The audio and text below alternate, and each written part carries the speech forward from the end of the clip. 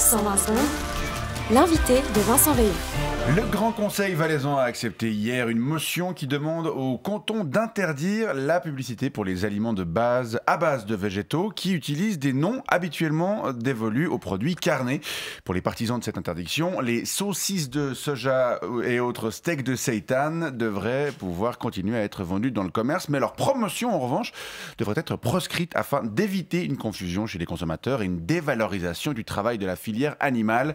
On en parle avec vous ce matin. Milton Pitlou, bonjour. Ouais, bonjour. Vous êtes député UDC au Grand Conseil valaisan et vous faites partie des signataires de cette motion qui a été acceptée par 60 voix contre 48 et 11 abstentions. Ouais, il n'y a que les gauchistes woke et puis quelques traîtres du PLR obsédés par la liberté du commerce qui ont voté contre ce texte de bon sens qui ne vise qu'à protéger la population valaisanne. À la protéger contre quoi? Mais contre ces produits du job qui veulent te faire croire que tu bouffes de la bidoche alors que tu bouffes du putain de quinoa. Moi, j'ai testé une de ces merdes l'autre jour, là. Je me suis cuisiné un sensationnel burger de la marque Garden Gourmet qui appartient à une petite PME veuvezanne.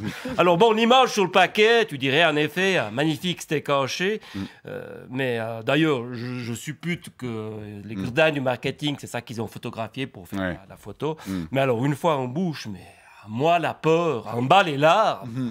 Non, mais j'ai dû me désinfecter les papilles avec 3 ou 4 verres de petit Arvin pour éviter toute contamination. Mais sur l'emballage, il est clairement dit qu'il s'agit d'un produit végétal. Mais je m'en fous, un burger, c'est de la vache morte. C'est pas de la papette de tofu. Non. Faire de la pub pour une viande sans viande, mais c'est aussi criminel que faire de la pub pour du vin sans alcool, pour une montagne sans neige, ou bien pour du lait pour bébé sans sucre ajouté. Ça doit être interdit et puis c'est tout, hein, pour protéger la jeunesse. La jeunesse. Oui, on réglemente la publicité pour le tabac et puis pour l'alcool, et puis ça, on laisserait passer. Non, mais on va où là?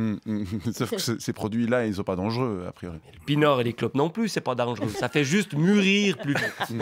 Alors que là, on parle de véritable poison. D'abord, à chaque fois que tu bouffes une saucisse de noix de cajou, tu prives un agriculteur d'une part de son marché, tu l'empêches d'écouler un peu de sa barbaque. Et puis ensuite, pour en revenir à la jeunesse, un gosse de 8 ou 9 ans, il n'a pas encore le palais bien formé. Tu lui donnes une de ces saloperies à becteux. Il pourrait trouver ça mangeable, et puis il pourrait même assez vite s'y habituer. Et puis après quelques repas sans viande, il pourrait devenir végétarien. Et alors là, c'est la porte ouverte sur toutes les fenêtres. C'est-à-dire d'abord végétarien, ensuite vegan, et puis au bout de 6 mois, c'est le changement de sexe assuré. Et puis à 18 ans, tu peux être sûr qu'il vote socialiste. Voire pire, écolo. Non, mais il est grand temps de mettre un holà à cette dérive woke qui menace les fondements de notre société, et puis de tout faire pour que ces chevaux de Troie de la pensée décadente soient boutés hors de notre canton. En tout cas, ce qu'on peut dire, c'est que cette possible future réglementation va dans le sens de l'étude du think tank Avenir Suisse, publiée cette semaine, qui révèle que le Valais est le canton le moins libéral de Suisse. Si être libéral, ça veut dire bouffer des petites graines sur un vélo cargo en écoutant des podcasts de yoga, Dieu m'en garde. Milton Pitlou, député UDC au Grand Conseil valaisan, merci pour ces explications. On se réjouit de connaître le sort qui sera réservé à cette motion. C'est une bonne journée quand même.